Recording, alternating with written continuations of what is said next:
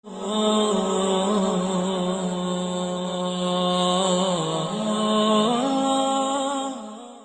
سے گزارش ہے کہ حدیثوں کو مکمل سنیے گا، کیونکہ یہ نیک کام آپ کے ساتھ آپ کی قبر میں جائے گا۔ ہم 2 یا 3 گھنٹے کی مووی دیکھ سکتے ہیں، کیا ہم صرف 10 منٹ اپنے اللہ اور نبی صلی اللہ علیہ وسلم کو نہیں دے سکتے؟ ہدایت القاری شرح صحیح البخاری جلد نمبر 1 حدیث نمبر 257۔ اعوذ باللہ من الشیطان الرجیم، بسم اللہ الرحمن الرحیم۔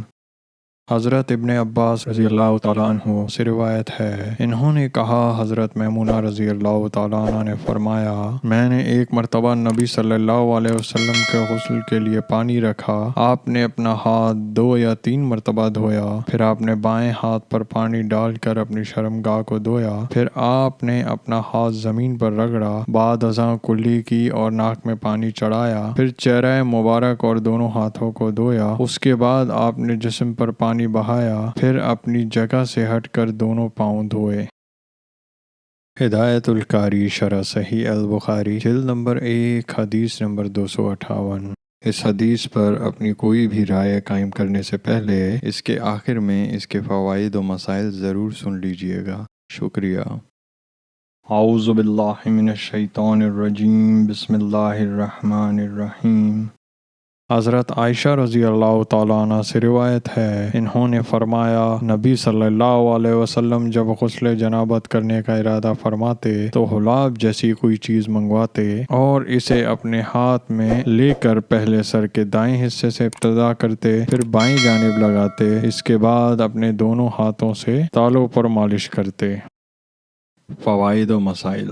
شارحین نے باب میں وارد لفظ حلاب کے درج ذیل مفہوم بیان کیے ہیں۔ شاہ ولی اللہ محدث دہلوی شرح تراجم ابواب میں لکھتے ہیں کہ حلاب بیجوں سے نکالے ہوئے دودھ یعنی روغن کو کہتے ہیں۔ اہل عرب اپنی عادت کے مطابق سر اور دیگر اعضاء کی صفائی کے لیے اس محلب کو استعمال کرتے تھے، اس سے مراد برتن نہیں، لیکن اہل عرب آج اس لفظ حلاب کو اس معنی میں استعمال نہیں کرتے۔ شاید یہ لفظ ان معنوں میں پہلے مستعمل رہا ہوگا جو اب متروک ہو چکا ہے۔ حلاب اس برتن کو کہتے ہیں جس میں اونٹنی کا دودھ جمع کیا جاتا ہے۔ حافظ ابن حجر نے لکھا ہے کہ اس حدیث کی عنوان سے مطابقت کے متعلق محدثین کرام کو خاص مشکل کا سامنا کرنا پڑا۔ کچھ ائمہ کرام نے امام بخاری کی تقلید کی ہے، بغرض افادہ اس کی تفصیل حسب ذیل ہے۔ ان میں سر فہرست محدث اسماعیلی کا نام ہے۔ انہوں نے فرمایا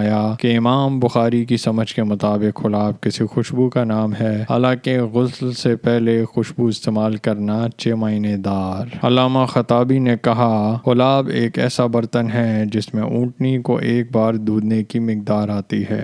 امام بخاری رحمۃ اللہ نے اس لفظ کا ذکر کیا ہے، لیکن اسے غسل میں خوشبو استعمال کرنے پر محمول کیا ہے۔ محدث حمیدی نے لکھا کہ امام مسلم نے تو حلاب سے برتن ہی سمجھا، مگر امام بخاری کے خیال کے مطابق ایک خوشبو کا نام ہے جو غسل سے پہلے استعمال ہوتی ہے۔ علامہ سندھی نے لکھا ہے کہ امام بخاری کے ظاہر طریقے سے یہی معلوم ہوتا ہے کہ انہوں نے حلاب کو خوشبو کی کوئی قسم خیال کیا ہے، لیکن صحیح بات یہ ہے کہ حلاب سے مراد ایک برتن ہے۔ مشہور لغوی الزہری نے کہا ہے کہ صحیح بخاری کے نسخے میں کتابت کی غلطی ہے، کیونکہ اصل لفظ جلاب ہے جو گلاب کا مورب ہے۔ اس کے معنی آب و در ہیں، کسی کاتب کی غلطی سے حلاب بن گیا ہے۔ واضح رہے کہ یہ تمام احتمالات ہیں جن کا حقیقت سے کوئی تعلق نہیں، اور امام بخاری رحمۃ اللہ کی وقت نظر اور علمی جامعیت سے انہیں دور کا واسطہ بھی نہیں۔ حافظ ابن حجر نے لکھا ہے کہ میں نے بعض حضرات کی جن کا نام مجھے اب یاد نہیں آ رہا، یہ توجیہ دیکھی ہے کہ عنوان میں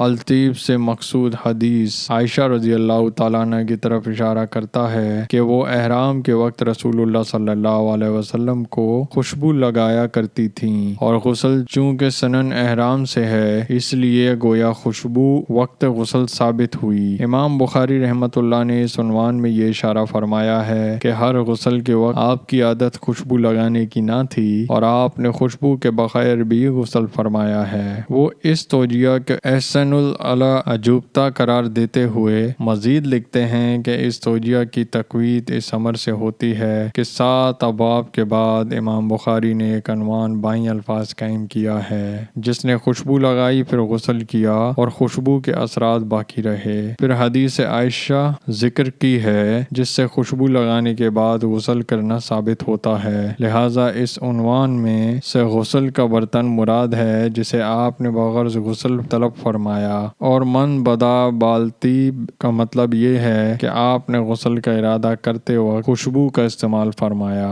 عنوان میں دونوں امر ملحوظ ہیں، لیکن پیش کردہ حدیث میں آپ کی مداومت بدعت سے غسل ثابت ہوتی ہے، اور غسل کے بعد خوشبو لگانا تو آپ کی عام عادت تھی، اور قبل از غسل خوشبو لگانا اس کی طرف اشارہ حدیث عائشہ سے کر دیا۔ لیکن حدیث عائشہ رضی اللہ تعالیٰ عنہ میں جس خوشبو کا ذکر ہے وہ حصول نشاط کے لیے معلوم ہوتی ہے کہ خوشبو محرک ہونے کی وجہ سے جماع کے لیے مفید ہوتی ہے، اور اس کا غسل سے کوئی تعلق نہیں، واللہ عالم۔ آئیے سب مل کر آپ صلی اللہ علیہ وسلم پر درود و سلام بھیجتے ہیں۔ اعوذ باللہ من الشیطان الرجیم، بسم اللہ الرحمن الرحیم۔ اللہم صلی علی محمد وعلی آل محمد کما صلیت علی ابراہیم وعلی آل ابراہیم انک حمید مجید۔ اللہم بارک علی محمد وعلی آل محمد کما بارکت علی ابراہیم وعلی آل ابراہیم انک حمید مجید۔